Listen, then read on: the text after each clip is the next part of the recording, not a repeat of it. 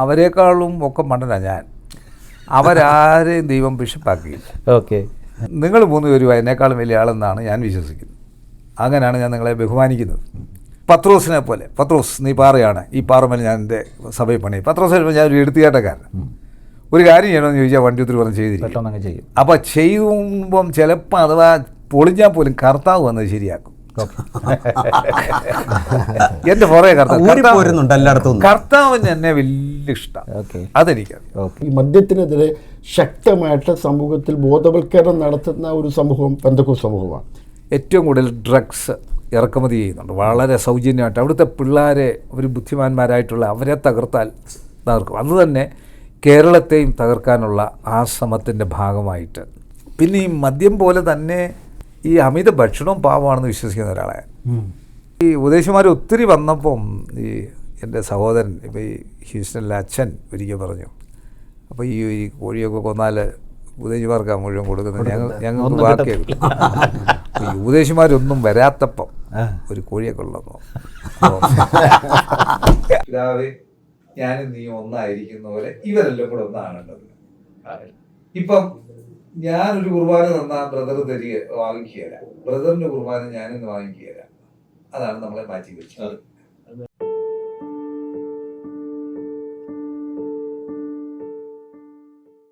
ഹാലലിയ ന്യൂസിലേക്ക് എല്ലാവർക്കും ഒരിക്കൽ കൂടെ സ്വാഗതം. ഞാനിപ്പോഴുള്ളത് ബിഷപ്പ് ഉമ്മൻ ജോർജിനോടൊപ്പമാണ്. ബിഷപ്പ് ഉമ്മൻ ജോർജിനെ പരിചയപ്പെടുത്തുന്നതിൽ എനിക്ക് അതിയായ സന്തോഷമുണ്ട്. അദ്ദേഹം CSI സഭയുടെ ബിഷപ്പ് എമറിറ്റസ് ആണ്. കൊല്ലം കൊട്ടാരക്കര ഡയോസിസിൻ്റെ പ്രഥമ ബിഷപ്പായിരുന്നു അദ്ദേഹം.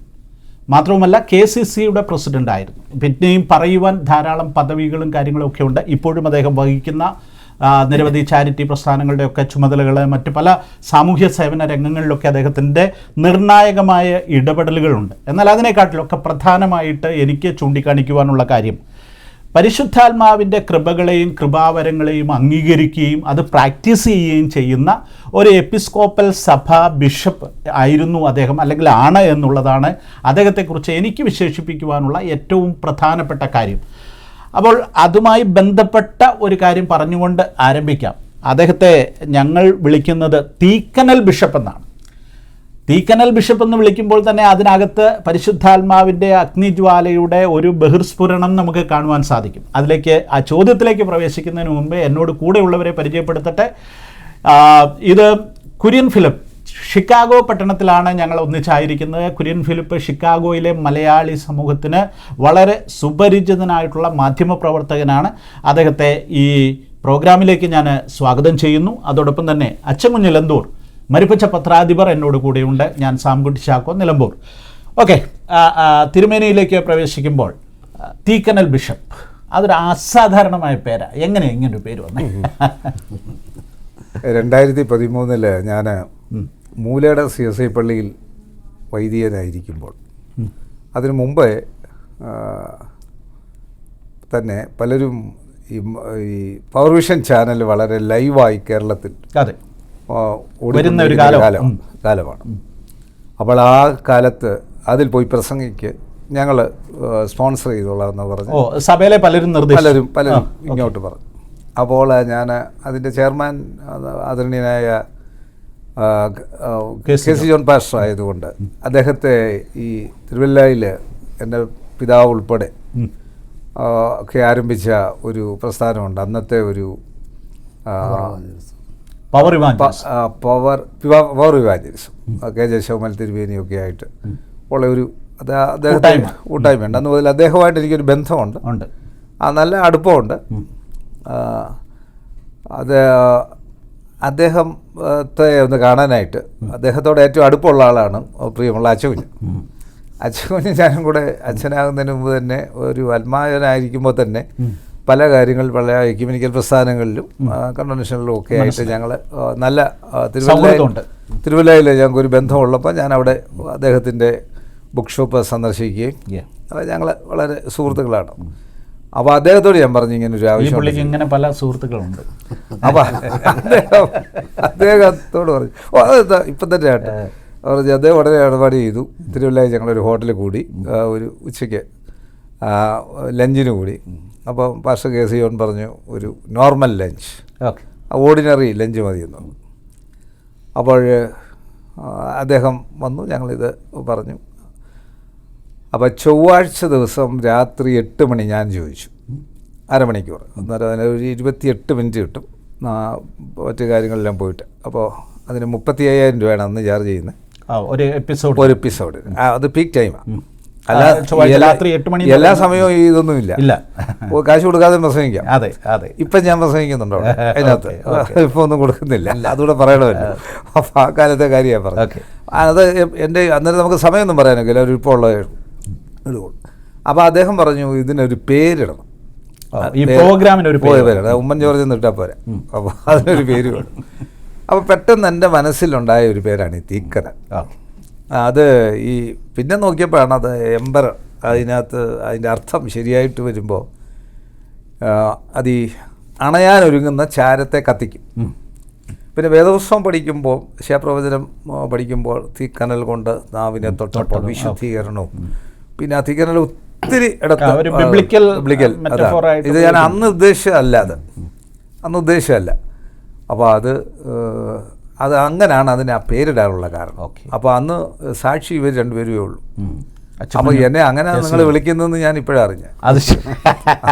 അത് ഈ പെന്തക്കോസ്ത് സർക്കിളിനെ സംബന്ധിച്ചിടത്തോളം ആത്മാവിൻ്റെ അഗ്നി കത്തിക്കുക എന്ന് പറയുന്നത് ഞങ്ങളെ സംബന്ധിച്ചിടത്തോളം അത് ഞങ്ങളുടെ ഒരു ഡെയിലി ഞങ്ങളുടെ ആരാധനയുടെ ടെർമിനോളജിയുടെ ഭാഗം. അപ്പോൾ അതുകൊണ്ട് ഒരു ബിഷപ്പ് തീക്കനലുമായിട്ട് വരുമ്പം ഞങ്ങളെ സംബന്ധിച്ചിടത്തോളം അത് വിളിക്കാൻ പറ്റിയ ഏറ്റവും നല്ല പേരാണ് തീക്കനൽ ബിഷപ്പ് എന്നുള്ളത്.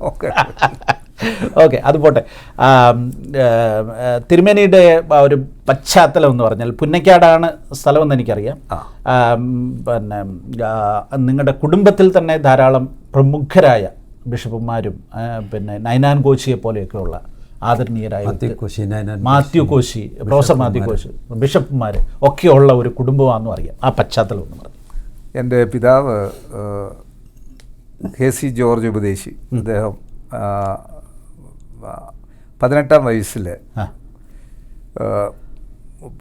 കോഴഞ്ചേരി എന്ന സുവിശേഷ വേലയ്ക്ക് അന്നത്തെ ഒരു മിഷണറി സായിപ്പും യുഹാനൻ മാർത്തോമയ്ക്ക് മുമ്പ് ഉള്ള അന്ന് ഒരു സായിപ്പും എല്ലാം കൂടെ വന്ന പിള്ളേർക്കൊരു ട്രെയിനിങ് നടത്തിയ കാലം. അങ്ങനെ കുറച്ച് പേരെ സെലക്ട് ചെയ്തതിനകത്ത് അപ്പച്ചനെ സെലക്ട് ചെയ്ത് ചേർത്തലയ്ക്ക് വിട്ടു. ചേർത്തല, അത് കഴിഞ്ഞ് മേലുകാവിന് വിട്ടു. അത് കഴിഞ്ഞാണ് എൻ്റെ മാതാവിനെ വിവാഹം ചെയ്തു. എൻ്റെ മാതാവിൻ്റെ പിതാവ് വലിയൊരു സുവിശേഷ താല്പര്യമുള്ള ഒരാളായിരുന്നു. അദ്ദേഹത്തിൻ്റെ മകള്, അമ്മച്ചിയുടെ പേര് പെണ്ണമ്മ റേച്ചൽ ജോർജ്, അമ്മച്ചി ഒരു LP സ്കൂൾ ടീച്ചറായിരുന്നു. അപ്പോൾ ഇവർ രണ്ടുപേരും കൂടി പ്രവർത്തനം ആരംഭിച്ചു. അങ്ങനെ ഈ മലയിൽ കുടുംബത്തിൽ പറഞ്ഞാൽ ഞങ്ങൾ 21ഓളം വൈദികരുണ്ട്. അതിനകത്തും പെന്തക്കോസ്തുകാരുണ്ട്, പാസ്റ്റർമാരുണ്ട്, കത്തോലിക്ക സഭയിലുണ്ട്, ഓർത്തഡോക്സ് സഭയിലുണ്ട്. ഞങ്ങൾ പഴയ പാരമ്പര്യം പറയുന്ന പുറകിലേക്കായിട്ടൊന്നും ചെങ്ങന്നൂർ വന്ന്, ചെങ്ങന്നൂർ ഇപ്പോൾ ഉള്ള ഓർത്തഡോക്സ് യാക്കോ പള്ളിയിൽ നിന്ന് അവിടുന്ന് പോയി കടമ്പനാട്ട് പോയി, അവിടുന്ന് പീച്ച് സാഹിബിനെ മാവേലിക്കരയിൽ നിന്ന് കൊണ്ടുവന്ന് വെലന്തൂരല്ല, ഈ പുന്നക്കാട്ട് വന്ന് ഈ കുഴിക്കാലയിൽ ആദ്യം വരും. അവിടെ 10-500 ഏക്കർ സ്ഥലം കൃഷിക്ക് വേണ്ടി വന്ന് ഞങ്ങളുടെ തന്നെ ഒരു കുടുംബ പള്ളിയാണ്, മലയിൽ പള്ളി എന്നാണ് അന്ന് അറിയപ്പെടുന്നത്, saint Thomas church Punnakkad. Adventure ഇഷ്ടമാണോ? എന്നാൽ നിങ്ങളുടെ അടുത്ത ഡെസ്റ്റിനേഷൻ ഓസ്ട്രേലിയ, ന്യൂസിലാൻഡ് ആയാലോ? ഓസ്ട്രേലിയയിലെ vibrant cities, world famous Sydney Opera House, Gold Coast Great Barrier Reef എന്നിവയുടെ മനോഹാരിതയും, ന്യൂസിലാൻഡിലെ snow capped mountains, Milford Sound, crystal clear lakes, breathtaking landscapes എന്നിവയും ഒരേ ഒരു യാത്രയിൽ എക്സ്പ്ലോർ ചെയ്യാം. ഓരോ ഡെസ്റ്റിനേഷനും പുതിയ കാഴ്ചകളും പുതിയ അനുഭവങ്ങളും ലൈഫ് ലോങ് മെമ്മറി ആയിട്ട് സൂക്ഷിക്കാം. ഷൈലോ ട്രാവലിനൊപ്പം flights, hotels, guided sightseeing, transportation, experience tour managers എല്ലാം ഉൾപ്പെടുത്തിയ ഒരു സീംലെസ് ട്രാവൽ എക്സ്പീരിയൻസ്. ഇന്ന് തന്നെ www.shiloholidays.com വിസിറ്റ് ചെയ്യൂ. നിങ്ങളുടെ Australia and New Zealand tour book ചെയ്യൂ. അവിടുന്ന് ഒത്തിരി അച്ഛന്മാർ വന്നു, പ്രഗത്ഭരായിരുന്നു. അവിടുത്തെ MV ജോറേച്ചൻ, MK ജോറേച്ചൻ, തരിയനച്ഛൻ, ഇവരെല്ലാം വളരെ പ്രഗത്ഭരായിരുന്നു. ഞങ്ങളുടെ കുടുംബത്തിൽ നിന്ന് വിവാഹം കഴിച്ച ടിയോമ്മനച്ഛനുണ്ട്. ഇവരെല്ലാം ബിഷപ്പ് പാനലിലെത്തിയവരാണ്. അവരെക്കാളും ഒക്കെ മണ്ടനാണ് ഞാൻ. അവരാരെയും ദൈവം ബിഷപ്പാക്കിയില്ല. ഓക്കെ. ദൈവം എന്നെയാണ് പ്രഥമ ബിഷപ്പായിട്ട്, മലയിൽ കുടുംബത്തിലെ ഒരു പ്രഥമ ബിഷപ്പാണ് ഞാൻ. വന്നു കഴിഞ്ഞാണ് ഇപ്പോൾ കോട്ടയം ഡയസിസിൻ്റെ ബിഷപ്പായിരിക്കുന്ന എൻ്റെ സഹോദരൻ ഡോക്ടർ മലയിൽ സാബു കോച്ച്. അപ്പോൾ ഞാൻ എപ്പോഴും അതിന് എൻ്റെ മാതാപിതാക്കളോട് കടപ്പെട്ടിരിക്കുന്നു. അവർ കാണിച്ച ഒത്തിരി വലിയ പാതകളുണ്ട്. അവരെല്ലാ സ്ഥലങ്ങളിലും എല്ലായിടത്തും അവരൊരു പള്ളിയിലെ ശുശ്രൂഷിക്കൊണ്ട് അവിടെ കൊണ്ട് അവസാനിക്കുന്നവരല്ലായിരുന്നു. അപ്പോൾ അവരുടെ ജീവിതചര്യകൾ മുഴുവൻ അവർ ആ പ്രദേശത്തുള്ള എല്ലാ വിഭാഗം ആളുകളുമായിട്ട് മിഷൻ ഓറിയൻറ്റഡ് എല്ലാ വിഭാഗം മതവിഭാഗ ഭേദമന്യേ ഉള്ള ആളുകളുമായിട്ട് നല്ല സുഹൃത്തുക്കളായിരുന്നു. അപ്പോൾ അവരുടെ നിന്ന് ഒത്തിരി കാര്യങ്ങൾ പഠിച്ചിട്ടുണ്ട്. ഏറ്റവും സാധുക്കളായ ആളുകളെ സഹായിക്കുന്ന എൻ്റെ ചെറുപ്പത്തിൽ പറഞ്ഞാൽ അപ്പച്ചന് ഈ ഞാൻ ജനിക്കുന്നത് കുന്നന്താനം എന്ന് പറഞ്ഞ സ്ഥലമാണ്, മാരാമൺ കുന്നന്താനം. അവിടെ അപ്പച്ചൻ ഉപദേശിയായിരിക്കുമ്പോഴാണ് ജനിക്കുന്നത്. കുന്നന്താനത്തുനിന്ന് പിന്നെ പോയത് കൊറ്റനാട്. അപ്പോൾ കൊറ്റനാടാണ് 1-ാം ക്ലാസ്സിലും 2-ാം ക്ലാസ്സിലും പഠിക്കുന്നത്. അപ്പോൾ എൻ്റെ കൂടെ പഠിച്ചത് ഞങ്ങളുടെ തൊട്ടടുത്ത ഒരു വീട്ടിലെ ഒരു കിട്ടനമാനെന്ന് അദ്ദേഹത്തെ വിളിക്കുന്നത് വലിയൊരു ഹൈന്ദവ ഫാമിലി. ഞങ്ങൾ രണ്ടുപേരും കൂടെ സ്കൂളിൽ പോകുന്നത്, ഞാനും അദ്ദേഹവും കൂടെ സ്കൂളിൽ പോകുന്നത്. അപ്പോൾ അപ്പച്ചൻ എനിക്ക് സഭയോ മതമോ ഒന്നുമില്ല, അങ്ങനത്തെ ഒരാളാണ്. അപ്പോൾ അപ്പച്ചൻ അവിടെ ഈ കുഷ്ഠരോഗികളായിട്ട് ആളുകളെ അവിടുന്ന് ഒരു ബസ്സുണ്ട്, ആ ബസ്സേ കയറി, അന്ന് പണ്ടത്തെ ബസ്സായി ഇങ്ങനെ ബെഡ്ഫോർഡ് പോലുള്ള ബസ്, അധികം പേരൊന്നും കയറില്ല. അപ്പച്ചന് മുന്നേ സീറ്റ് ഇരുത്തും. കുഷ്ഠരോഗികളായിട്ട് ആളുകളെ അപ്പച്ചൻ പുതപ്പിച്ച് ഈ അന്ന് പുത്തൻകുരിശിൽ സാൽവേഷൻ ആർമിക്ക് ഒരു ലെപ്രസി സാനിറ്റോറിയം ഉണ്ട്, ഹോസ്പിറ്റലുണ്ട്. അപ്പച്ചൻ അവിടെ കൊണ്ടുപോകുമായിരുന്നു. അപ്പോൾ ഇത് എൻ്റെ ഓർമ്മയിലുണ്ട്. പിന്നെ അവിടെ ഒരാളെ ഒരു കൊലക്കേസ് നടന്നു, ഒരുതിനെ കുത്തി മേലോട്ട് വെച്ചെന്ന് പറഞ്ഞ ഒരാൾ, ഇങ്ങനെ അത് എൻ്റെ ഓർമ്മയിലുണ്ട്. അല്ല, കൊറ്റനാട്. ആരും അടുത്തില്ല. അപ്പച്ചൻ നേരെ അടുത്ത് ചെന്ന കുത്തി ആളിനെ എടുത്ത് ഒരു കാളവണ്ടി ഇട്ട് കാളവണ്ടിക്കാരനോട് കുത്തു കൊണ്ടുപോകാനെ എടുത്തിട്ട് കാളവണ്ടി കൊണ്ട് ആശുപത്രിയിലോട്ട്, ഗവൺമെൻറ് ആശുപത്രിയിലോട്ട് പോവാം ഈ കാളവണ്ടി ഇട്ട്. അപ്പോൾ ഞാൻ അപ്പച്ചൻ്റെ കയ്യെ പിടിച്ചിട്ടുണ്ട്. അപ്പോൾ ഇതെൻ്റെ ചെറുപ്പം മുതലേ ഉണ്ട്. അത് ഞാൻ ഇപ്പോഴും 100 ലെപ്രസി സാനിറ്റോറിയത്തിൽ ഇപ്പോഴും ആ ബന്ധം പുതുക്കി ചെയ്യുന്നുണ്ട്. അപ്പോൾ അപ്പച്ചൻ്റെ ആ ശുശ്രൂഷ രംഗത്ത് അപ്പച്ചൻ്റെ ആണ് എൻ്റെ ഗുരു എന്ന് ഞാൻ എപ്പോഴും ഓർക്കും. അപ്പച്ചൻ്റെ അമ്മച്ചി അതുപോലെ ചെറുപ്പത്തിൽ ഞാൻ വന്നു പഠിച്ചു പല ഈ കലാപരമായുള്ള പല കാര്യങ്ങളും ഞാൻ ചെന്നൈയിൽ പഠിക്കാൻ പോയി, ഡിപ്ലോമ എഞ്ചിനീയറിങ്ങിന്. അപ്പോൾ എനിക്ക് അതിനകത്ത് പോകാനുള്ള ഒത്തിരി ചാൻസസ് ഉണ്ടായിരുന്നു. പക്ഷേ അമ്മച്ചി പറഞ്ഞ് എന്നെ പഠിക്കാൻ വേണ്ടിയാണ് നേരെ നോക്കുന്നത്. രാഷ്ട്രീയ രംഗത്ത് പോകാനുള്ള വളരെ ആളുകളുണ്ടായിരുന്നു. അപ്പോൾ അമ്മച്ചി പറഞ്ഞു വീട്ടിൽ വന്നോണം, കൃത്യം 6-7 മണിക്ക് പ്രാർത്ഥിക്കുമ്പോൾ വീട്ടിൽ വന്നോണം. അപ്പോൾ അമ്മച്ചി വളരെ സ്ട്രിക്റ്റ് ആയിരുന്നു. എൻ്റെ ഫാദർ എന്നോട് ഭയങ്കര ഫ്രീ ആയിരുന്നു. എൻ്റെ ഫാദറിനെ അച്ഛനൊക്കെ അറിയാം. അപ്പം അപ്പച്ചൻ വളരെ ആയിട്ട് എല്ലാവരോടും അങ്ങനെ ബന്ധപ്പെട്ട് നിൽക്കുന്ന അതാണ് ഞങ്ങളുടെ കുടുംബ പശ്ചാത്തലം. അതുകൊണ്ട് ഞാൻ ഇപ്പോൾ ഏത് സ്ഥലത്തായിരിക്കുമ്പോഴും ഞാൻ എൻ്റെ ജന്മം തന്ന മാതാപിതാക്കളും ജനിച്ച സ്ഥലവും, ഉദാഹരണം പറഞ്ഞാൽ ഞാൻ ഈ അരിസോണയിൽ ഒരു കല്യാണം നടത്താൻ പോയപ്പം അവിടുത്തെ ഈ ഡ്രൈവർലെസ് കാറ് കാണിച്ചു. അപ്പോൾ എന്നോട് ചോദിച്ചാൽ കയറാൻ പേടിയുണ്ടോ? ഞാൻ പറഞ്ഞു ഞാൻ ജനിച്ചതൊരു കറണ്ട് ഇല്ലാത്ത വീട്ടിലാണ്. അവിടുത്തെ ലോറിയിൽ അടുത്ത സ്ഥലത്തോട്ട് പോയി, അവിടുന്ന് ലോറിയിൽ അടുത്ത സ്ഥലത്തോട്ട് പോയി. അങ്ങനെ 2-3 സ്ഥലത്ത് എല്ലാം കഴിഞ്ഞിട്ട് ഏതോ ഒരു സ്ഥലം പേര് പറയാൻ ഉദ്ദേശിക്കുന്നില്ല, അവിടെ അപ്പച്ചൻ്റെ ഇൻഫ്ലുവൻസ് കൊണ്ടാണ് ആ പ്രദേശത്ത് കറണ്ട് വന്നത്. അപ്പോൾ പഴയത് നമ്മൾ മറന്നാൽ നമ്മൾക്ക് സാഹചര്യത്തിലെല്ലാം ഇത് ദൈവം ഒരു മനുഷ്യൻ്റെ ഉയർച്ചയിൽ എവിടെല്ലാം ചെല്ലാം അവിടെല്ലാം. അപ്പോൾ ഇതാണ് പശ്ചാത്തലം. ഇപ്പം നമ്മളിവിടെ സംസാരിക്കുമ്പോൾ വൈറ്റ് ഹൗസിൽ ചെല്ലാൻ ഒരാൾക്കൊരു ഭാഗ്യം ലഭിച്ചാൽ വലിയൊരു ഭാഗ്യമില്ല. അതിനും ഭാഗ്യം ലഭിച്ചിട്ടുണ്ട്. ഞാൻ പറഞ്ഞത് അഹങ്കരിക്കാനല്ല, താഴ്മയോടെ വിനയത്തോടെ. വിനയം അതൊരു എൻ്റെ മാതാപിതാക്കളെ പഠിപ്പിച്ച കാര്യം. വിനയം വേണ്ടവണ്ണം എനിക്കില്ല. ഈ വൈറ്റ് ഹൗസിൻ്റെ കഥ പറഞ്ഞപ്പോൾ എനിക്കൊരു കാര്യം ഓർമ്മയുണ്ട്. മുഖ്യമന്ത്രിയായിരുന്ന പിണറായി വിജയനുമായിട്ട് വളരെ അടുപ്പമുണ്ടായിരുന്നു. ആ വീട്ടിൽ പോയി പ്രാർത്ഥിച്ചിട്ടുണ്ട് കൊച്ചമ്മയെ കൂട്ടി. ഞാൻ സാറുമായിട്ട് ഒരു പ്രാവശ്യമല്ല, അദ്ദേഹം ഞാനൊരു ഇത് മുമ്പ് പറഞ്ഞ പോലെ രാഷ്ട്രീയം പറഞ്ഞപ്പോൾ ഞാനൊരു കോൺഗ്രസ് പ്രവർത്തനത്തിൽ എന്നെ കൊണ്ടുവന്നെങ്കിലും ഞാനൊരു ഇടതുപക്ഷ ചിന്താഗതി അനുഭാവി എന്ന് പറഞ്ഞാൽ ഞങ്ങളുടെ ഞങ്ങൾ അന്ന് താമസിച്ച സ്ഥലത്ത് കൂടുതൽ ആളുകളുണ്ട്, പാവങ്ങളായിട്ടുള്ള ആളുകൾ. ഒരു വഴിവെട്ടുമായിട്ട് ബന്ധപ്പെട്ട് വന്ന് അവരോടൊപ്പം നിന്ന് അങ്ങനെ വന്ന് ഈ പിന്നെ മന്ത്രിയായി തീർന്ന വാസവൻ ചേട്ടന് അങ്ങനെയൊക്കെയുള്ള ഒരു ബന്ധം ഉണ്ടായിരുന്നത് കൊണ്ടാണ് പിണറായി സാറുമായിട്ട് അത്ര അടുക്കാനായിട്ട് സാധിച്ചത്. അതായിട്ട് പിന്നെ ഞാൻ ആ കോട്ടയം ഡയസിസിൻ്റെ സെക്രട്ടറി ആയിരുന്നു അന്ന്. അങ്ങനെ കൂടുതലെടുത്തു അന്ന്. ഈ അങ്ങനെ വന്ന മിക്കവാറും അറിയേണ്ടത് അവിടെ പോയി പ്രാർത്ഥിക്കാറുണ്ടായിരുന്നു. ഞാൻ അദ്ദേഹത്തിന് വേദോത്സവം കൊടുത്തിട്ടുണ്ട്. പിണറായി സാറിന് പ്രാർത്ഥിച്ചിട്ടുണ്ട്. ഒരു 6 മാസത്തിലൊരിക്കൽ പോയി പ്രാർത്ഥിക്കുമായിരുന്നു. അതല്ല, കൊച്ചാൻ തന്നെയാണ് പോകുന്നത്.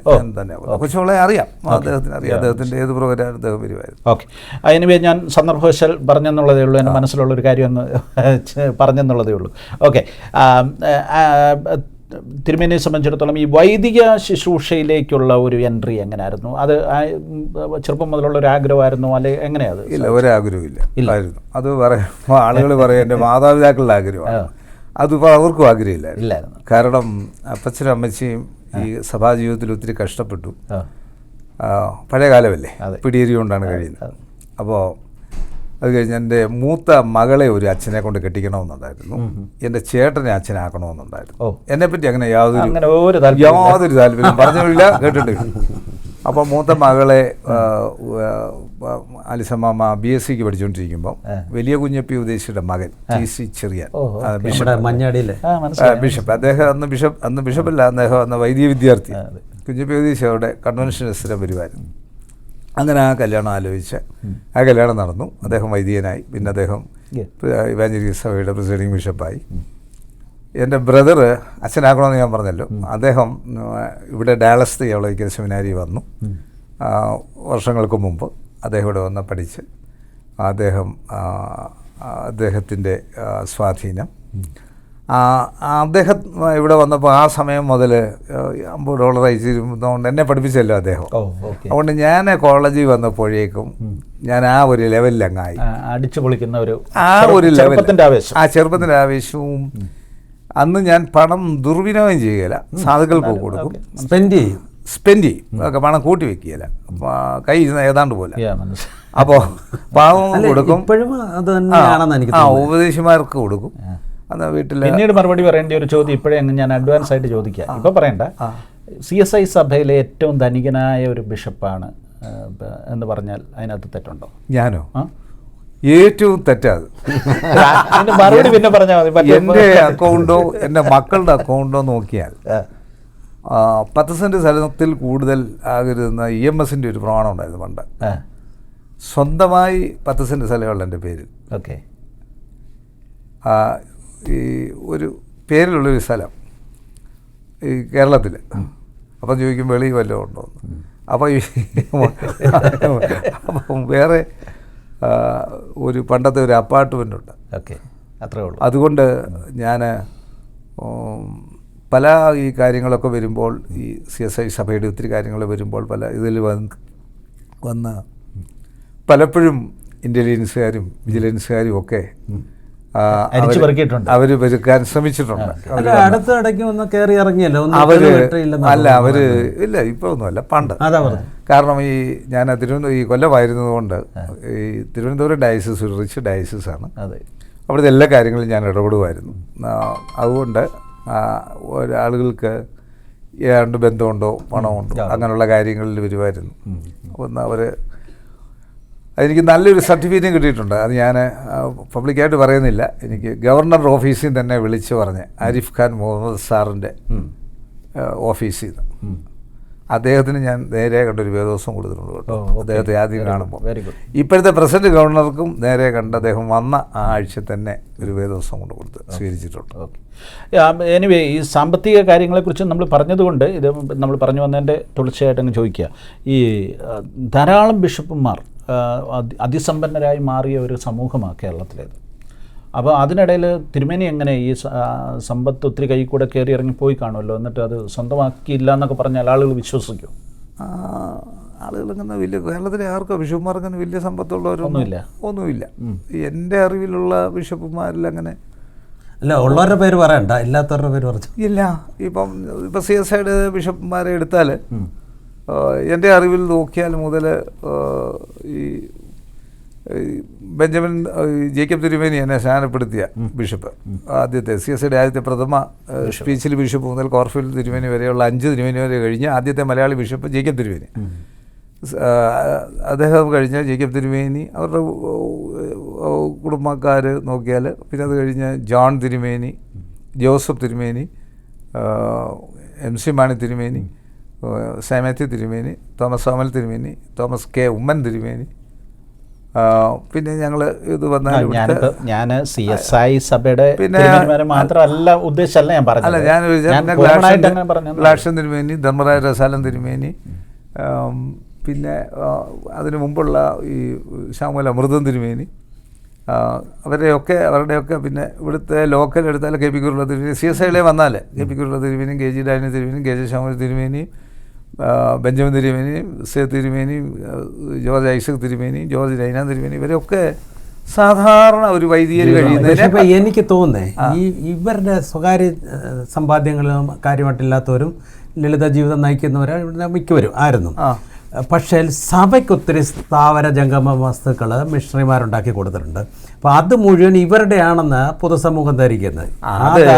അത് കാരണം ഇപ്പം ബ്രദർ ചോദിച്ചതിനകത്തുള്ള ഒരു കാര്യം, CSF സഭയാണ് ഇന്ത്യയിൽ ഏറ്റവും കൂടുതൽ അസറ്റുള്ള സഭ. CNIക്ക് Church of South India. South ഇന്ത്യക്കാണോ CNIക്കാണോ? ചർച്ച് ഓഫ് സൗത്ത് ഇന്ത്യക്കും ചർച്ച് ഓഫ് നോർത്ത് ഇന്ത്യക്കും ഉണ്ട്, അല്ല വേറൊരു സഭയ്ക്കും ഇല്ല.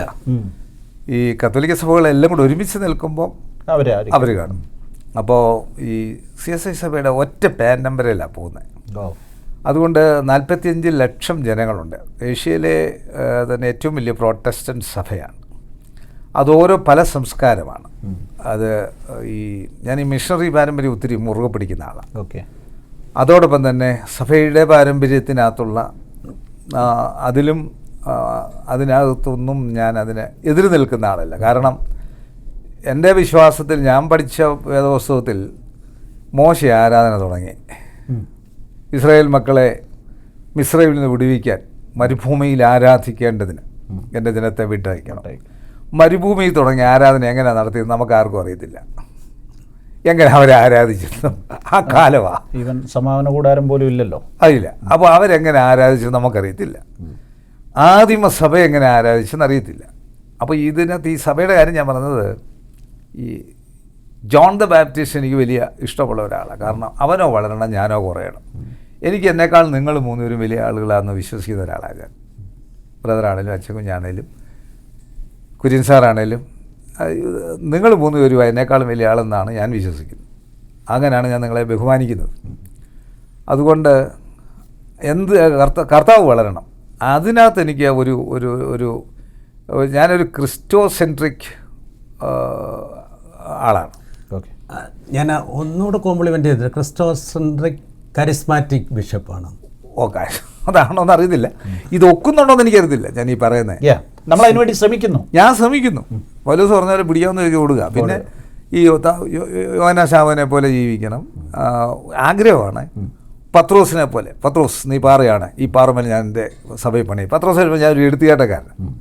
ഒരു കാര്യം ചെയ്യണമെന്ന് ചോദിച്ചാൽ വണ്ടി ഒത്തിരി പറഞ്ഞ് ചെയ്തിരിക്കും. അപ്പോൾ ചെയ്യുമ്പം ചിലപ്പോൾ അഥവാ പൊളിഞ്ഞാൽ പോലും കർത്താവ് വന്നത് ശരിയാക്കും.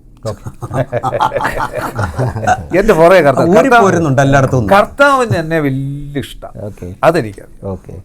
പിന്നെ തോമസ് അപ്പോസ്തലനെ പോലെ ഏറ്റവും കൂടുതൽ ഇവിടെ ഭാരതത്തിലെത്തിയ തോമസ് അപ്പോസ്തലനെ പോലെ ഞാൻ അച്ഛനോട് സംസാരിച്ചിട്ടിരിക്കുക. തോമസ് അപ്പോസ്തലൻ പോയ കറക്റ്റ് പാതകളിലൂടെ നമുക്കെല്ലാം പോകണമെന്ന് നാട്ടിൽ വന്നതിന് ശേഷം അച്ഛൻ സമ്മതിച്ചിട്ടുണ്ട്. അപ്പോൾ അച്ഛനോടുള്ള അച്ഛൻ വലിയൊരു മിനിസ്ട്രി ആ കാര്യത്തിൽ ചെയ്യുന്ന, ഭയങ്കര ഒരു മിനിസ്ട്രിയായി. അങ്ങനെ ഈ പോകുന്ന ആളുകളെ ഓരോ സ്ഥലത്ത് കൊണ്ടുപോകുന്ന അത് പറഞ്ഞാലേ അറിയത്തുള്ളൂ, അത് പോയാലേ അറിയത്തുള്ളൂ, അല്ലാതെ പറഞ്ഞാലേ അറിയത്തില്ല. അപ്പോൾ അത് ഈ മുമ്പേ പറഞ്ഞ ചോദ്യത്തിൽ നിന്ന് ഞാൻ മാറിപ്പോകുന്നില്ലല്ലോ. ഇല്ല. അപ്പോൾ അതുകൊണ്ട് ദൈവം പഠിപ്പിച്ച, അതിപ്പോൾ പുതിയ നിയമ യുഗത്തിലോട്ട് വന്നപ്പോൾ മോശയെ ദൈവം എടുത്ത് ഉപയോഗിച്ചു. പഴയ നിയമത്തിൽ ആദ്യത്തെ ലീഡർ മോശയാണ്. അപ്പോൾ ഈ ഗ്ലാഷൻ തിരുമേനി എൻ്റെ അധ്യാപകനും എൻ്റെ പ്രിൻസിപ്പലുമായിരുന്നു.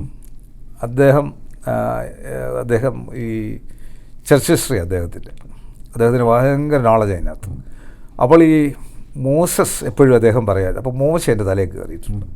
അപ്പോൾ മോശ വിക്കനായിരുന്നു, തടിച്ച നാവുള്ളവനായിരുന്നു, ഒന്നും കൊള്ളുകയില്ലാത്തവനായിരുന്നു. പക്ഷേ മോശ ദൈവം എടുത്തുപയോഗിച്ചു. മോശ വേണ്ടാന്ന് പറഞ്ഞു, പക്ഷേ മോശയാണ് ദൈവം എടുത്തുപയോഗിച്ചു. അപ്പം മോശയുടെ ജീവിതം ഒട്ടും സുഗമമായിരുന്നില്ല, Adventurous.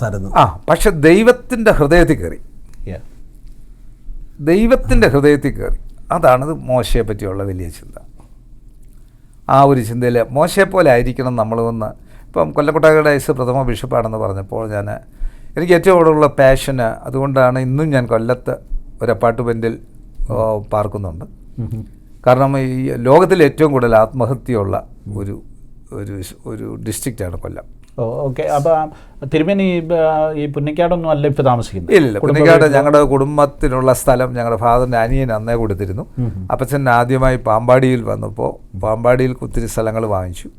ആ സ്ഥലവും അന്ന് എനിക്ക് കോട്ടയം ഇഷ്ടമായിരുന്നുകൊണ്ട് മിഷണറിമാർ ഇഷ്ടപ്പെട്ട ബെഞ്ചമിൻ ബെയ്ലിയുടെ സ്ഥലമായിരുന്നു. എനിക്ക് കോട്ടയം ഇഷ്ടമായിരുന്നു പണ്ടേ സ്ഥലം വാങ്ങിച്ചിട്ടിരുന്നതുകൊണ്ട് അവിടെ ഞാൻ വൈദികനായപ്പോൾ ഒരു വീട് വെച്ചാൽ കിട്ടും. ഇനി അവസാനം വരുമ്പം വീടൊന്നും ഇല്ലാതെ വന്നാൽ അതുകൊണ്ട് കൊല്ലത്ത് പാർക്കാനാണ്, അപ്പാർട്ട്മെന്റിൽ പാർക്കാനാണ് ഇപ്പോഴും? അല്ല, അപ്പാർട്ട്മെന്റിൽ പാർക്കുന്ന വീക്കെൻഡ് എല്ലാം ഞാൻ കൊല്ലത്താണ് പോകും. കൊല്ലത്ത് കാരണം അതിനകത്ത് വേറെ ആരും മറ്റു ഇതിനുമല്ല. പിന്നെ ഏറ്റവും കൂടുതൽ മദ്യപാനം, ഇന്ത്യയിലെ ഏറ്റവും കൂടുതൽ മദ്യപാനം ഉള്ള സ്ഥലമാണ് കൊല്ലം. തിരുമേനി ഈ മദ്യവർജന പ്രസ്ഥാനത്തിൻ്റെ മദ്യവർജനത്തിൽ എനിക്ക് മാരാമൺ കൺവെൻഷന് ഒരിക്കൽ ഈ MP മൻമോഹൻ സാറ് പ്രസംഗിക്കുന്ന മീറ്റിംഗ് ഞാൻ അവിടെ മണലയിലിരുന്ന് എൻ്റെ ചിന്ത ഞാൻ SLCക്ക് അങ്ങോട്ട് പഠിക്കുമ്പോഴാണ് അദ്ദേഹം ഇത് പ്രസംഗിക്കുമ്പോൾ എനിക്കൊരു ചലഞ്ചുണ്ട്. ഇദ്ദേഹം ഇവിടെ വന്ന് നല്ല ഭംഗിയായിട്ട് പറയുന്നില്ല. അന്ന് മുതൽ എനിക്കൊരു ആവേശം കയറി അതിൻ്റെ പ്രവർത്തനത്തിൽ ഭാഗവാക്കായി. ഇന്ന് കേരള ക്രൈസ്തവ മദ്യവർജന സമിതിയുടെ പ്രസിഡന്റ് ആയിട്ട് പോകുന്നു. വേണ്ടവണ്ണം ഞാനൊന്നും ചെയ്യുന്നില്ല. ഞാനൊരു ചോദ്യം ചോദിക്കാം. ഈ കേരളത്തിൽ ഇതുവരെ ആരും റെക്കഗ്നൈസ് ചെയ്യാത്ത, അംഗീകരിക്കാത്ത, അല്ലെങ്കിൽ ആണെങ്കിൽ പോലും തുറന്നു പറയാത്തൊരു കാര്യമാണ് ഈ പെന്തക്കോസ്ത് സമൂഹം നടത്തിയത്രയും മദ്യവർജന രംഗത്ത് അല്ലെങ്കിൽ മദ്യപാനത്തിൽ നിന്ന് ആളുകളെ രക്ഷപ്പെടുത്തിയ വേറൊരു സമൂഹമോ വേറൊരു സംവിധാനമോ പ്രവർത്തനമോ ഇല്ല. തിരുമേനി അത് റെക്കഗ്നൈസ് ചെയ്യുന്നുണ്ടോ? അത് ബ്രദറിനെ ഒരു അല്ലാതെ ഒത്തിരി പേര് മാറ്റുന്നുണ്ട്. ഉദാഹരണം പറഞ്ഞാൽ മുരിങ്ങൂർ ധ്യാന കേന്ദ്രം, ഈ ധ്യാന കേന്ദ്രത്തിൽ ധാരാളം പേരെ കൺവേർട്ട്, ഞാൻ മറ്റേത് നിഷേധിക്കുന്നില്ല, ധാരാളം പേരെ മാറ്റിയെടുക്കുന്നുണ്ട്. ഞാൻ തന്നെ കൊണ്ടുപോയിട്ടുണ്ട് അവിടെ ആളുകളെ, ധാരാളം പേര്. കോട്ടയത്തെ ട്രാഡയുടെ ചുമതലയുണ്ട്, അതിൻ്റെ പ്രസിഡൻ്റായിട്ട് ഇപ്പോഴും തുടരുന്നു. ജസ്റ്റിസ് ഡോക്ടർ ജോവൻ ചുങ്ങുപര ആണ് അതിൻ്റെ പ്രധാന ആൾ. പിന്നെ ഇപ്പോഴത്തെ മെഡിസിറ്റിയുടെ ഡോക്ടർ സാബുഡി മാത്യു സാർ, അദ്ദേഹം കോളേജിൽ നിന്ന് പ്രൊഫസറായിരുന്നു. പിന്നെ കോശി മാത്യു സാർ, പിന്നെ JB, ഒത്തിരി പേരുണ്ട്. ഞാൻ അവരുടെ കൂടെ അതിനകത്ത് ചോദിച്ചത് ഒരു ചർച്ച എന്ന നിലയ്ക്ക് പെന്തിക്കോസിലോട്ട് ഒരു മെമ്പർഷിപ്പ് കൊടുക്കണേ തന്നെ അവർക്ക് മദ്യപിക്കാനൊക്കത്തില്ല. മദ്യപിച്ച് ഒരാളുണ്ടെന്ന് പറഞ്ഞാൽ അവരെ ഇവിടെ എൻ്റെ അടുത്തൊരു ചോദ്യം കൂടെ ഉണ്ട്. അതായത് ആ ചോദ്യം എന്നാന്ന് വെച്ചാൽ തിരുമേനി മദ്യവർജന പ്രസ്ഥാനത്തിൻ്റെ ആളായിരിക്കുന്നു. അതുപോലെ തന്നെ കേരളത്തിലെ എല്ലാ ബിഷപ്പുമാരും എല്ലാ സഭയുടെ ബിഷപ്പുമാരും മദ്യവർജന പ്രസ്ഥാനമായിട്ട് സഹകരിക്കുന്നവരാണ് ഒരു തരത്തിലല്ലെങ്കിൽ മറ്റു തരത്തിൽ. പക്ഷെ നമ്മൾ ഈ സഭയിൽ ഒരു ഒറ്റ തീരുമാനം എടുത്താൽ നിർത്താവുന്നതേ ഉള്ളൂ ക്രൈസ്തവർക്കിടയിലെ മദ്യപാനം. അല്ലത് കോട്ടയം ഡയസിസിൽ തോമസ് കെ തിരുമേനി വളരെ സ്ട്രിക്റ്റായിട്ട് പറഞ്ഞു, മദ്യപിക്കുന്ന ആരും കമ്മിറ്റിയിൽ വരാൻ പാടില്ല. അതൊരു പരിധിവരെ വിജയിച്ചു. വലിയ കാര്യം വിജയിച്ചു. അദ്ദേഹത്തിൻ്റെ ഒരു തീരുമാനമായിരുന്നു. ഞാൻ ഇതിനകത്ത് ഈ മദ്യപിക്കുന്ന പെന്തിക്കോസുകാരെ എനിക്കറിയാവുമെന്ന് പറഞ്ഞാൽ എന്നോട് എന്നോട് പിണങ്ങരുത്. കാരണം മുമ്പേ ബ്രദർ അത്രയും പറഞ്ഞതുകൊണ്ടാണ് ഞാൻ മനസ്സിലായി. അത് അവരുടെ കുഴപ്പമല്ല. ഈ ആളുകളെ മാറ്റിയെടുക്കുന്ന പ്രവർത്തനം ചെയ്യുന്ന ധാരാളം സുവിശേഷകരുണ്ട്. ഇപ്പം മദ്യപാനത്തിൻ്റെ ഈ കൊച്ചു കുഞ്ഞുങ്ങൾക്ക് മദ്യം കൊടുത്ത് ഉറക്കിയിട്ട് തേയില നുള്ളാൻ പോകുന്ന വയനാടൻ ചുരങ്ങളിൽ ശുശ്രൂഷ ചെയ്യുന്ന ഓർത്തഡോക്സ് ഒരു അച്ഛൻ്റെ മോനുണ്ട്. അദ്ദേഹത്തിൻ്റെ കെയർ ഓഫിൽ മദ്യപാനികളെ മാറ്റിയെടുക്കുന്ന ഒരു പെരുമ്പാവൂർ ശുശ്രൂഷ നടക്കുന്നുണ്ട്. ഒരു മാസം മുഴുവൻ ഫുൾ ടൈം അവരുടെ കൂടെ വേണം. അവരുടെ കൂടെ വന്ന പ്രാർത്ഥനയും ക്ലാസ്സുമാണ് കൊടുക്കുന്നത്. അവർ വരുന്ന ഒരു മരുന്നും കൊടുക്കുന്നില്ല. അത് ഭയങ്കരമാണ് അവരുടെ പ്രവർത്തനം എന്ന് പറയുന്നത്. ഭയങ്കര കൗൺസിലിങ്ങും പ്രാർത്ഥനയും മാത്രം മാത്രമാണ്. ഓക്കെ. അവരെ വളരെ മാറ്റിയെടുക്കുന്നുണ്ട്. പക്ഷെ ഇവിടെ സാൻകുട്ടി ഓർപ്പിച്ചപ്പം പറഞ്ഞത് പെന്തക്കോസ്ത് വിഭാഗമാണ് കൂടുതൽ മദ്യവിരുദ്ധ പ്രചരണങ്ങൾ നടത്തുന്നത്.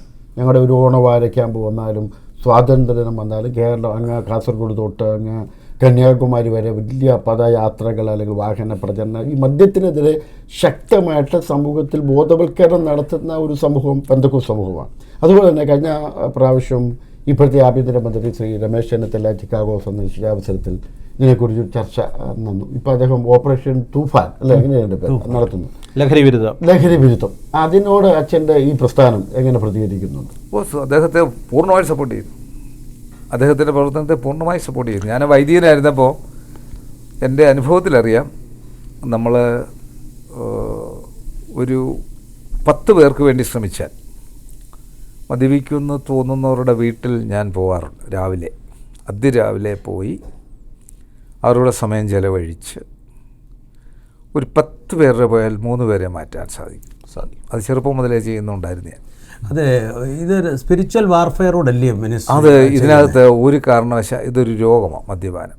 നല്ല മനുഷ്യരാണ് മദ്യപിക്കുന്നത്.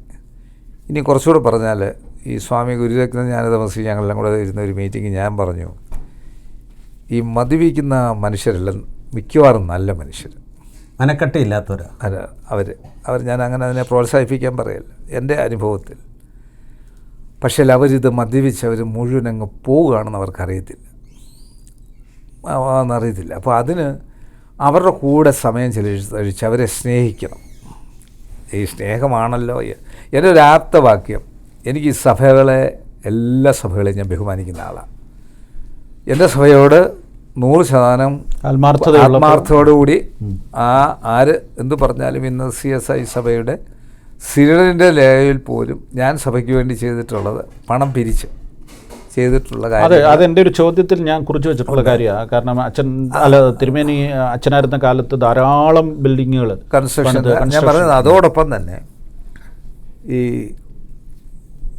എനിക്ക് എല്ലാ സഭാവിഭാഗത്തിലും എല്ലാ മതവിഭാഗത്തിലും ഫ്രണ്ട്സ് ഉണ്ട്. അതുകൊണ്ടാണ് ഒരുപക്ഷെങ്കിൽ ബ്രദറിനൊക്കെ ഉള്ള ഫ്രണ്ട്ഷിപ്പിനേക്കാളും പെന്തിക്കോസ്ത് വിഭാഗത്തിൽ എനിക്ക് ഫ്രണ്ട്ഷിപ്പ് ഉണ്ട്. ഞങ്ങളുടെ പള്ളി വന്ന് റാന്നി വന്ന് അന്യഭാഷ പറഞ്ഞ് ഞാൻ അതിലേക്ക് വരിക. അപ്പൊ അതൊരു വലിയ സംഭവമാണ്. അത് ഞങ്ങളുടെ എൻ്റെ ഒരു കസിനെ ഞാൻ വേറെ കാര്യം പറയാനുള്ളത്, ഈ അച്ചകുഞ്ഞിന്റെ മോടെ കല്യാണം ഞാനാണ് ആങ്കർ ചെയ്യുന്നത്.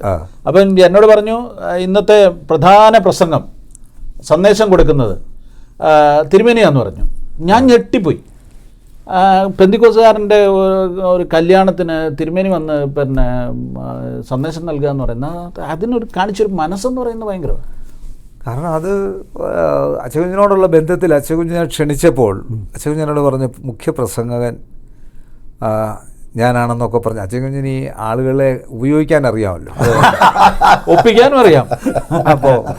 അപ്പോൾ ഈ ഉപയോഗിക്കാൻ അറിയാമെന്ന് പറഞ്ഞാൽ അച്ചകുഞ്ഞി ഈ പല പ്രഗത്ഭരായ ദൈവദാസന്മാരുടെ കൂടെ നടന്ന ആളാണ്. അതെ, തീർച്ചയായിട്ടും. ഉദാഹരണം ഈ KP യോന മെത്രാപ്പൊലീത്ത, പാസ്റ്റർ KC ജോണ്, ഇവരോടൊക്കെ നടന്നതുകൊണ്ട് അച്ചൻകുഞ്ഞെന്ന് പറയുന്ന സാധനം ഒരു പ്രസ്ഥാനമാണ്. മരിപ്പച്ച കിട്ടിയില്ലെങ്കിൽ എനിക്ക് ഏതാണ്ട് പോലെ. അതെ, എത്ര സമയമില്ലെങ്കിലും മരിപ്പച്ച ഞാൻ വായിക്കുക. ഈ ഹല്ലേലൂയ പണ്ടൊരു മാസികയില്ലായിരുന്നോ? ഉണ്ട്, ഇപ്പോഴും ഉണ്ട്. അത് കിട്ടുന്നില്ല. അത് നമുക്ക് അയക്കാം. ഇതിനകത്തിലെ നമുക്കറിയേണ്ടുന്ന ഒരു വിഷയം, ഈ ഇത്രയും ഈ മദ്യവർജനത്തിന് വേണ്ടി കാര്യം പറഞ്ഞപ്പോഴേ, അന്ന് മദ്യവർജന പ്രസ്ഥാനം തുടങ്ങുമ്പം മറ്റ് ലഹരി ഈ മയക്കുമരുന്നുകൾ ഒരു വലിയ പ്രശ്നമല്ലായിരുന്നു. ഇന്ന് കെമിക്കലായിട്ട് കഞ്ചാവ് വരെയൊക്കെ ഉള്ളായിരുന്നു കഷ്ടിച്ച്. ഇപ്പോൾ അതല്ല, കെമിക്കൽസ് ഒത്തിരി വന്ന അതാണ് ഏറ്റവും വലിയ അപകടം. ഇപ്പം തെങ്ങന്ന് ചെത്തുന്നതോ വാറ്റുന്നതോ ഒന്നും അല്ല ഒരു വലിയ പ്രശ്നം. പുതിയ തലമുറ മുഴുവൻ അത് നമ്മുടെ വിദ്യാർത്ഥികളെ നശിപ്പിക്കാനായിട്ട് തന്നെ സ്കൂൾ തൊട്ട് വലിയ അപകടം. ആത്മീയ സമൂഹത്തിൻ്റെ പിതാവെന്നുള്ള നിലയിൽ കേരളത്തിൽ, പ്രത്യേകിച്ച് സെൻട്രൽ ട്രാവൻകൂർ, നമ്മുടെ ഈ പുതുതലമുറ ഈ ഇതുപോലെ ലഹരിക്ക് അടിമയാകും, ഈ മദ്യത്തിന് അടിമയായി കാരണം എന്തായിരിക്കും? കാരണം നമ്മുടെ ക്രൈസ്തവ സമൂഹത്തിൻ്റെ ഉത്തരവാദിത്തം നമ്മൾ നേരത്തെ പുറകോട്ട് പോയതുകൊണ്ടുള്ള ഒരു റിഫ്ലക്ഷനാണോ ഇപ്പോൾ നമ്മുടെ തലമുറ കൈവിട്ടു പോയിക്കൊണ്ടിരിക്കുന്നത്?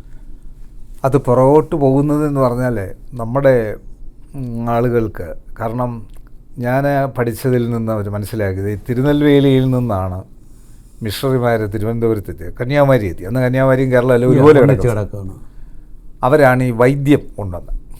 റിങ്കിൾ ടോബിയ, അത് അദ്ദേഹം ജോൺ സ്മിത്ത് കൊല്ലത്തെത്തി. CMS മിഷണറിമാർ ഇപ്പുറത്തും എത്തി. LMS CMS ബാസൽ മിഷൻ മിഷണറിമാരെല്ലാം കൊണ്ടുവന്നത് ഈ കേണൽ മൺട്രോ സാഹിബിനെ പലരും മറക്കാറുണ്ട്. വാസ്തവത്തിൽ നവകേരളം കൂടുതൽ സൃഷ്ടാവ് ശില്പിയാണ് കേണൽ മൺട്രോ. അദ്ദേഹത്തിൻ്റെ സ്വാധീനമാണ് ഇവിടെ മാറ്റിയെടുത്തത്. ഇപ്പോൾ ഇത് നിങ്ങൾ പറഞ്ഞപ്പോൾ അതാണോ, അത് പുള്ളിയുടെ സ്മാരകത്തിനാണ് ഈ മൺട്രോ തുരുത്ത് വെച്ചത്? അതെ, മൺട്രോ തുരുത്ത് അത് അന്ന് രാജാവ് കൊടുത്തതാണ് ഈ 2000 ഏക്കർ. അപ്പോൾ ഇത് മുമ്പേ ചോദിച്ചതിൻ്റെ ചോദ്യം, അങ്ങനെ വന്ന് നമ്മുടെ ആളുകളെല്ലാം മെഡിക്കലി, എഡ്യൂക്കേഷനലി, സ്പിരിച്വലി അങ്ങ് വളർന്നു. അതെ, വൈദ്യവും വിദ്യയും സായിപ്പ് കൊണ്ടതാണ് ഇവിടെ. അപ്പോൾ ഇതിവിടെ ഉണ്ട്. AD 52 പാരമ്പര്യമുണ്ട്. ഇത് മോഡേൺ മെഡിക്കൽ വന്നു. അത് കഴിഞ്ഞ് ഈ അതിൻ്റെ വരുമ്പോൾ ഞാനത് പറയാനാണ് വന്നത്. കുമ്പനാടും തമിഴ്നാട്ടിലെ തിരുനെൽവേലി, ഈ 2 സ്ഥലത്തു നിന്ന് ലോകം മുഴുവൻ ആളുകളുണ്ട്. ലോകത്തെ പ്രഗത്ഭരും അവർ. തിരുനെൽവേലിയാണ് ഭയങ്കരം. ഞങ്ങളുടെ CSIയുടെ ആദ്യത്തെ മോഡറേറ്റർ തന്നെ തിരുനെൽവേലിക്കാരനാണ്. അദ്ദേഹം ആന്ധ്രയിലെ ബിഷപ്പായി. ഇത് അദ്ദേഹത്തിൻ്റെ അതുപോലെ തിരുനെൽവേലി ചെന്ന ധാരാളം ഭക്തരായ ആളുകളെ കാണാം, വലിയ ബിസിനസ്സുകാരെ കാണാം. നമ്മുടെ ഈ സിംസണൊക്കെ വലിയ ബിസിനസ്സുകാർ. അവർ ചെയ്യുന്നത് ബ്രദർ DGS ദിനകരൻ ഞങ്ങൾ തിരുനെൽവേലിക്കാരനാണ്, സ്വരൻ്റെ. അപ്പോൾ ആ സ്ഥലമാണ്. അപ്പോൾ ആ ഒരു തിരുനെൽവേലിയിലുള്ള പള്ളികളും CSI പള്ളികളും ഒക്കെ കണ്ടാൽ ഭയങ്കരമാണ് അവരുടെ ആരാധനകളും ഇതെല്ലാം. ഇതിലേക്ക് വരുമ്പോൾ ഈ വിദ്യാർത്ഥികളെ നമ്മൾക്ക് ഈ വേണ്ടവണ്ണം ശ്രദ്ധിക്കാനൊക്കാത്തത് എന്താണെന്ന് ചോദിച്ചാൽ, അവർ ഈ പണത്തിൻ്റെ ഇതിലേക്കാവുമെന്ന് ജീവിക്കുന്നത്. അവർക്ക് വീട്ടിൽ അവർ വന്നപ്പോഴേക്കും അവർ കാറായി, എല്ലാ വീട്ടിലും കാറുകളായി, മക്കൾ കുറഞ്ഞു, മറ്റതില്ല, അവർക്ക് ബന്ധങ്ങളില്ല, അവർക്കൊന്നും വേണ്ട. ഇവർ ഈ ഒറ്റ തിരിഞ്ഞെന്ന് വന്ന് ഇവരങ്ങ് ഒരു കൂട്ടർക്ക് അച്ചീവ് ചെയ്യണം, എന്തെങ്കിലും ഒരാളേക്കാൾ പണം ഉണ്ടാക്കണം. അതിനെന്താണ് മാർഗം? അതുകൊണ്ടാണ് നമ്മളുടെ ഇന്ത്യയിൽ, കേരളത്തിൽ നിൽക്കാനോ ഇന്ത്യയിൽ നിൽക്കാനോ നമ്മുടെ പിള്ളേർക്ക് താല്പര്യമില്ലാത്തത്.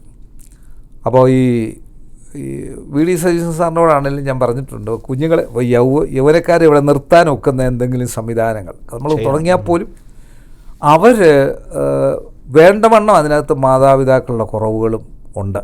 കാരണം അവർ കഷ്ടപ്പെട്ട് പ്രയാസപ്പെട്ട് പഠിപ്പിക്കുന്ന സമയത്ത് അവർക്ക് ഉണ്ടായ കഷ്ടപ്പാട് പിള്ളേർക്കുണ്ടാകരുത്. അത് ഇത് ചെയ്തു കൊടുത്തു. അതിനകത്ത് ഒരു പരിധി വരെ അവരത് എൻജോയ് ചെയ്ത് കൈവിട്ടു പോകുന്ന ഒരു തലമുറയാണുള്ളത്. ആ കൈവിട്ടു പോകുന്ന തലമുറയിലേക്ക് പോയി. ഇത് വളരെ സുലഭമായി. ഇത് സുലഭമാക്കാൻ, ഇവിടുത്തെ തകർക്കാൻ, ഈ ഇന്ത്യയെ തകർക്കാൻ, കേരളത്തെ തകർക്കാൻ ഞാൻ ഒരിക്കലും ഈ പഞ്ചാബാണല്ലോ ഇന്ത്യയുടെ ഒരു വലിയ ബുദ്ധി രാക്ഷസന്മാരുള്ളത്. ഏറ്റവും കൂടുതൽ ഞാൻ കേട്ടത് അനുസരിച്ച് അവിടെ ഏറ്റവും കൂടുതൽ ഡ്രഗ്സ് ഇറക്കുമതി ചെയ്യുന്നുണ്ട്, വളരെ സൗജന്യമായിട്ട്. അവിടുത്തെ പിള്ളേരെ അവർ ബുദ്ധിമാന്മാരായിട്ടുള്ള അവരെ തകർത്താൽ തകർക്കും. അതുതന്നെ കേരളത്തെയും തകർക്കാനുള്ള ആ ശ്രമത്തിൻ്റെ ഭാഗമായിട്ട് അവരങ്ങ് തകർന്നു പോയി. അവരൊരു സ്ട്രാറ്റജിയാണെന്ന് തോന്നുന്നുണ്ടോ? ആരുടെയും ഒരു സ്ട്രാറ്റജി? തീർച്ചയായിട്ടും അതെ, തീർച്ചയായിട്ടും ഞാൻ വിശ്വസിക്കുന്നു. ലോബി കാണും, രാജ്യങ്ങൾ തന്നെ കാണും. കച്ചവടം മാത്രമല്ല, കച്ചവടം അല്ലെങ്കിൽ ഇത് കൊടുത്താൽ നശിക്കുന്ന ഒരു ലോകത്തെ മാറ്റിയെടുക്കാൻ സാധിക്കും. പിന്നെ ഈ മദ്യം പോലെ തന്നെ ഈ അമിത ഭക്ഷണവും പാവമാണെന്ന് വിശ്വസിക്കുന്ന ഒരാളെ ഇപ്പോൾ അതിൻ്റെ ഒരു കാലഘട്ടമാണ് അത്. ഇപ്പം തന്നെ നമ്മുടെ ഈ രാജ്യത്ത് എന്താ കഴിക്കേണ്ടെന്നുള്ളത് എന്ന് തന്നെ കൺഫ്യൂസ്ഡാണ്. എങ്ങനെയാണ് കഴിക്കണമെന്ന് പോലും അറിയത്തില്ല. ഒരു ഫുഡ് കോർട്ട് സംസ്കാരം നമ്മുടെ നാട്ടിൽ വിവാഹത്തിനൊക്കെ ഭക്ഷണം ധാരാളം കൊണ്ട് കളയുന്നു. അത് ഒരു വലിയ പാപമായിട്ട് തന്നെ കാണുന്നത്. ഈ മദ്യപാനം നമ്മൾ പറയുമ്പോൾ, ഞാനിരുന്ന പല പള്ളികളിൽ ബാക്കി ഭക്ഷണം വന്നാൽ ഞാനത് കാറേ കയറ്റി എവിടെയെങ്കിലും കൊണ്ട് കൊടുക്കുമ്പം അന്നേരം ഈ മദ്യപിക്കുന്ന രണ്ടുണ്ടെങ്കിൽ അവരെ വിളിച്ച് അവർ കൂടെ വരും എല്ലാത്തിനും എടുക്കാൻ. ഉത്സാഹികളാണ്.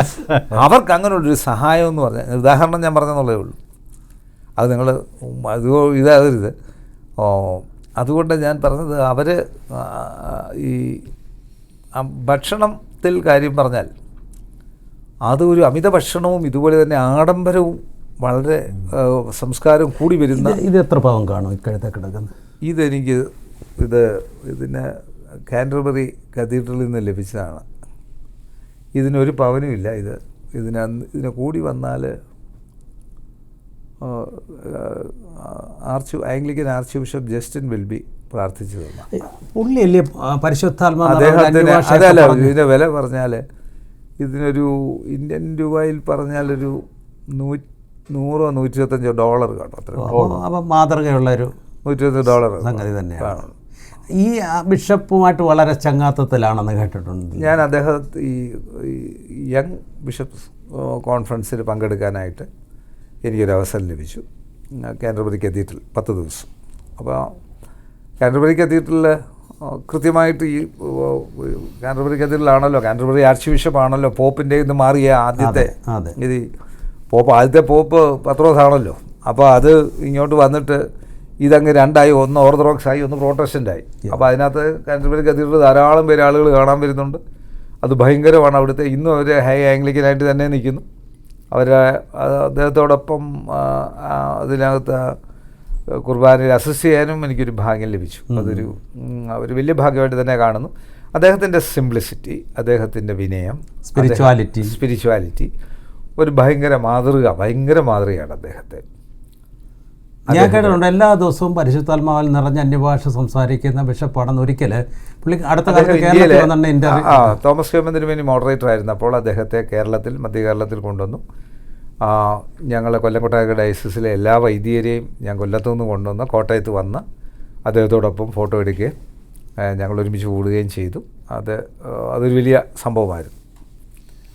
ഓക്കെ, ഇനി നമുക്ക് സ്പിരിച്വാലിറ്റിയിലേക്കും ആത്മീയതയിലേക്കും ഒക്കെ വന്നാൽ ഈ മദ്യപാനം അതുപോലുള്ള കാര്യങ്ങൾ സാമൂഹ്യ പ്രതിബദ്ധതയോടെ ക്രൈസ്തവ സമൂഹം കുറേ കൂടെ ശ്രദ്ധയോടെ മുന്നോട്ട് പോകേണ്ട ഒരു കാലഘട്ടത്തിലാണ് നമ്മളായിരിക്കുന്നത്. വളരെ പ്രധാനപ്പെട്ട കാര്യമാണ്. പക്ഷേ നമ്മുടെ ഈ അഭിമുഖത്തിൻ്റെ സമയം ദീർഘമായി പോകുന്നത് കൊണ്ട് ഞാനൊന്ന് ഇടപെടുക. അതായത് തിരുമേനിയുടെ കാര്യം നേരത്തെ ഞാനിവിടെ ഓർപ്പിച്ചതുപോലെ റാന്നിയിലെ ഒരു പെന്തക്കോസ്റ്റ് ചർച്ചിൽ പോയി പ്രസംഗിച്ചു. അത് വല്ലാത്ത കോളിളക്കം ഉണ്ടാക്കിയൊരു സാധനം. അത് കോളിളക്കം ഉണ്ടാക്കിയോ എന്ന് ചോദിച്ചാൽ അത് ഞാൻ പോകരുതായിരുന്നു എന്ന് പറഞ്ഞാൽ ആ സഭയുടെ 50-ാം വാർഷിക. അതെ, എൻ്റെ ഒരു കസിൻ്റെ CSIയുടെ മധ്യകേരള മഹായുടെ എക്സിക്യൂട്ടീവ് കമ്മിറ്റി മെമ്പറാണ് എന്നോട് പറഞ്ഞു അവിടെ നിന്ന് അദ്ദേഹത്തിൻ്റെ ഉപ്പാപ്പൻ്റെയാണ്. ഓക്കെ, അവിടെ നിന്ന് പോകാമോ, അവരുടെ 50-ാം വാർഷികമാണ്. വേറെ ബിഷപ്പുമാരുണ്ട്, വേറെ മന്ത്രിമാരുണ്ട്. അപ്പോൾ അദ്ദേഹം വിളിക്കും. അപ്പോൾ ഞാൻ പറഞ്ഞു ഞാനൊന്നും അച്ഛൻകുഞ്ഞിൻ്റെ മോടെ കല്യാണത്തിന് വന്ന പോലെ ആ ഒരു ചിന്ത ചെയ്യുന്നുള്ളൂ. ഇനിയും അത് പറയുമ്പോൾ ബൈബിൾ സൊസൈറ്റിയുടെ വൈസ് പ്രസിഡൻ്റായിരുന്നു ഞാൻ. അതിൻ്റെ യൂത്ത് ഫോറം കൺവീനറായിരുന്നു. ഈ TPM-കാരുടെ ഹാളുകളിലൊക്കെ ബൈബിൾ സൊസൈറ്റിയായിട്ട് ബന്ധപ്പെട്ട് പോയിട്ടുണ്ട്. ഞാൻ കൊട്ടാരക്കര മുതൽ പണ്ട് യുവാവായിരുന്നപ്പോൾ പോയിട്ടുണ്ട്. എനിക്കൊന്നും തോന്നിയിട്ടില്ല, ഒരു വന്നിട്ടില്ല. ഇപ്പോൾ ആക്സ് എന്ന് പറഞ്ഞ തിരുവനന്തപുരത്ത് കേന്ദ്രമാക്കി പ്രവർത്തിക്കുന്ന ഒരു സംഘടനയുണ്ട്. അതിൻ്റെ ജനറൽ സെക്രട്ടറി ജോർജ് സെബാസ്റ്റ്യനാണ്, അതിൻ്റെ പ്രസിഡൻ്റാണ് ഞാൻ. അതിനകത്ത് എല്ലാ സഭാവിഭാഗങ്ങളും ഉണ്ട്. കേരളത്തിലെ ക്രൈസ്തവ സഭകളുടെ ട്രസ്റ്റുകളുടെ കൂട്ടായ്മയാണത്. അതാണ് ഉദ്ദേശിക്കുന്നത് ആക്സ്. അപ്പോൾ അതിനകത്ത് എല്ലാവരുമുണ്ട്. ഞാൻ മറ്റൊന്നും ഉദ്ദേശിച്ചില്ല. പക്ഷെങ്കിൽ ഞാൻ അവിടെ പോയി ഞാൻ ഇടവകയിൽ ശുശ്രൂഷ ചെയ്ത എൻ്റെ പിതാവിനോടൊപ്പം ഞാൻ ജനിച്ചത് പറഞ്ഞല്ലോ, കുന്നന്താനം, കൊറ്റനാട്, പെരുന്തുരുത്തി, കോത്തല എന്ന് പറഞ്ഞാൽ പാമ്പാടിക്കടുത്തുള്ള സ്ഥലം. അത് കഴിഞ്ഞ് കങ്ങഴ, ഞാലിയാകുഴി, കങ്ങഴ, മുളയക്കുന്ന്. അപ്പോൾ അവിടുന്ന് ഞാൻ അച്ഛനാവുന്നു. മുളയക്കുന്ന് ഞങ്ങളുടെ സ്വന്തം വീട്ടിലായിരുന്നു. അപ്പച്ചൻ അവിടുത്തെ ഉപദേശിയായിരുന്നു അവസാനം. അപ്പോൾ മുണ്ടത്താനം, ഞാനും ഞാലിയാകുഴി, മാവേലിക്കര, ഈ ചിക്കാഗോ ക്രൈസ്റ്റ് ചർച്ച്, മാമൂട്, പിന്നെ നെടുങ്ങാടപ്പള്ളി, മൂലയിടം, കോട്ടയം അസൻഷൻ ചർച്ച് കഞ്ഞിക്കുഴി, അവിടെ ഞാൻ ബിഷപ്പായി. കൊല്ലം ബിഷപ്പ് സൗത്തിൽ. ഇതെല്ലാം ഇരുന്ന ഈ വലിയ പള്ളികളിലും പാവങ്ങളുടെ പള്ളിയിലും ഞാൻ വൈദികരായിരുന്നിട്ടുണ്ട്.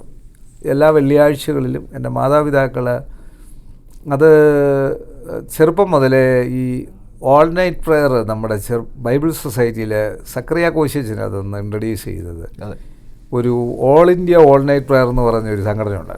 അതിൻ്റെ ചുമതല വഹിക്കുന്ന ഒരു ഏബ്രഹാം രാജപാണ്ഡ്യൻ, അദ്ദേഹം ജോലി രാജിവെച്ചിട്ട് മധുരക്കാരൻ, അദ്ദേഹം കോട്ടയത്ത് വന്ന് ബൈബിൾ സൊസൈറ്റിയിലൊരു ഓൾ നൈറ്റ് പ്രെയർ നടത്തി.